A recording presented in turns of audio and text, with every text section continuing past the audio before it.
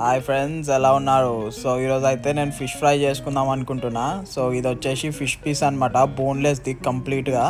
So దీని మీద మసాలాలు అన్నీ వేసేసుకున్నాం అనమాట. గరం మసాలా కూడా వేసినాం, బట్ ఇంకా అల్లం వెల్లుల్లి ఇంకా కలపలే అనమాట దానికి లాస్ట్కి అది. సో ఈ ఫిష్ పేరు వచ్చేసి సవాయి అనమాట. చూస్తున్నారు కదా ఫోటో, అదే అనమాట ఈ ఫిష్. సో ఇది వాల్మార్ట్లో దొరుకుతుంది అనమాట. $12 ఒక 10 పీసులు వస్తాయి. ఎట్లా అంటే మొత్తం కట్ చేసి ప్యాక్ చేసి ఇస్తారనమాట. సో ఫ్రోజన్ ప్యాక్ ఉంటుంది మొత్తము. ఫస్ట్ మనం వాటర్లో పెట్టుకుంటే కొంచెం స్మూత్ అవుతుంది అనమాట. సో తర్వాత మొత్తం జింజర్ గార్లిక్ పేస్ట్ అనమాట. ఇప్పుడు అంతా వేసేసి ప్యాన్లో ఆయిల్ పోసి ఇక ఫిష్ని వేసుడే. నేనైతే దీన్ని 2 parts లాగా కట్ చేసిన.